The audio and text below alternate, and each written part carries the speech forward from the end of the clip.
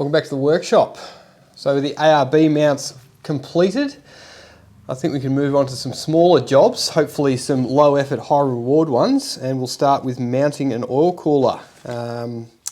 This is the oil cooler that came with the 3-litre engine, the original Alpha item. I was planning on using it, but couldn't get it to fit anywhere. But no problem, I turned to eBay and I found one that did fit. So it should just be a matter of chucking some mounting brackets onto the chassis and not what I was expecting.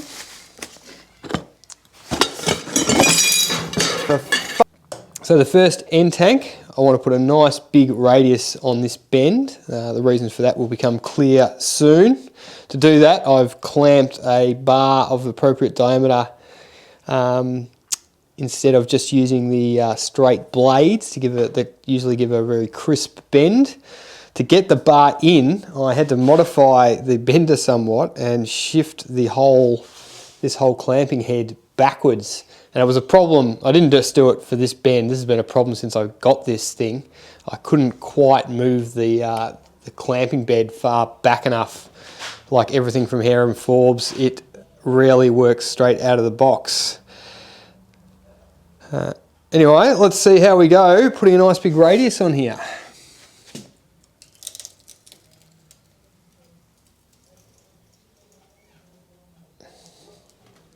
Going to finish the bend off just on the bench here, and I'm looking for a bend angle of 50 degrees. So a bit more to go. 53 degrees, sorry. Just a day of not doing clamps up tight enough. All right, take two.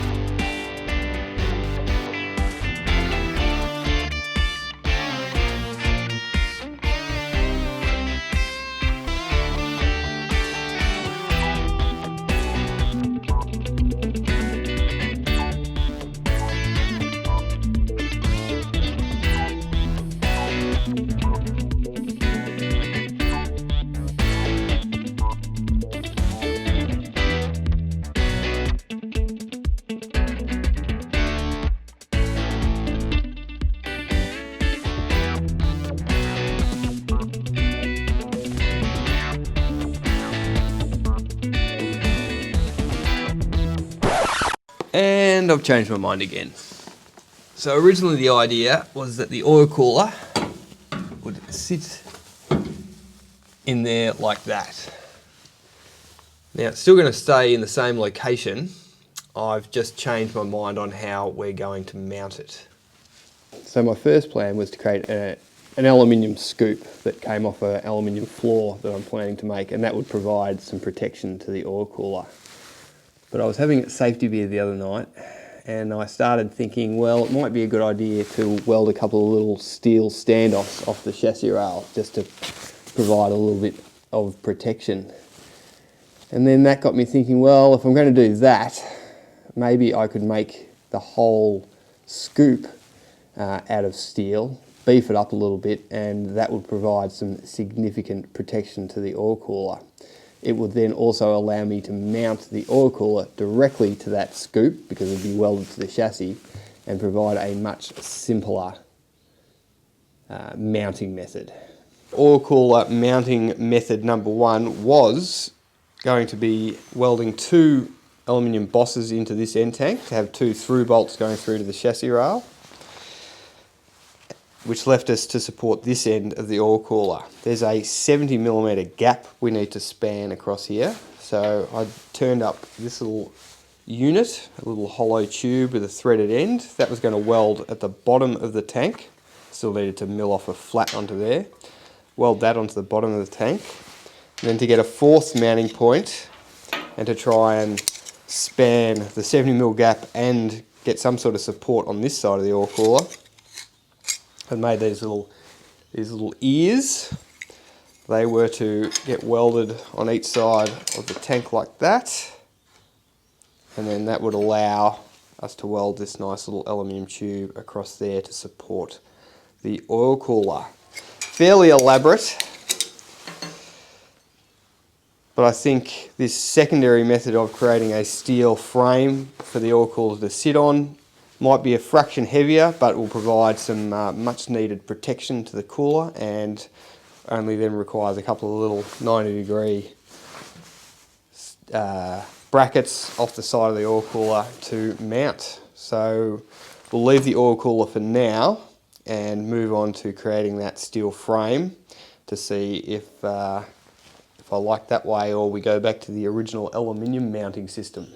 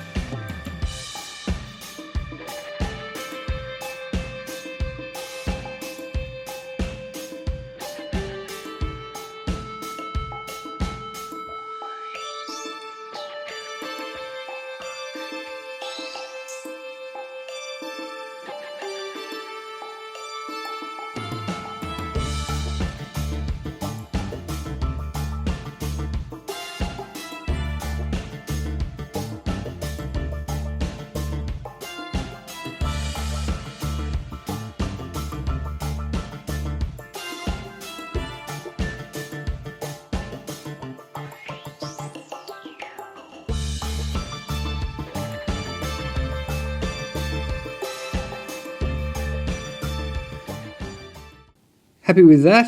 Still need to trim that corner off so it sits flat, but I think now we can move back to the oil cooler. Now that we don't need my elaborate mounting method anymore, I think we can streamline this end tank a little bit, hopefully with a cut a bit straighter than that line. We will need to fill these holes up, so I've parted off a couple of discs on the lathe, so I'll weld them in, sand it flush, and then cut the profile for the new end tank. I was trying to avoid doing any cutting around the cooler itself, but I can't avoid it now, so I'm going to tape up the core before I do any cutting to try and minimise the entry of particles, and then I will give it a very good clean. Once that's done, just a couple of small little end caps for the tanks, the other fitting for the inlet or the outlet, probably the inlet, and then some little feet for mounting it. Getting there. Finished welding up the oil cooler, and I've added some little mounting tags, just added some right angle alley, drilled and machined a little recessed face onto them. The scoop slash mount is also nearly ready to be installed into the car. I've added some M5 tapped holes there to attach the floor pan to that we'll make later on. Welded on this little miniature armchair onto the side. The use of that will become apparent soon. The last thing I want to do on the bench is to turn these bolts into welded in studs.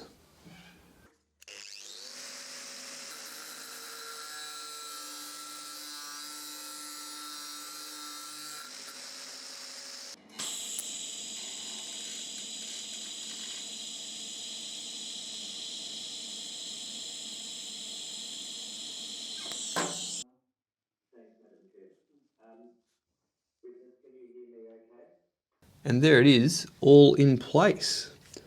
I'd like to say welded in place, but I've chickened out. I don't have the 90-degree fitting for the inlet to the cooler.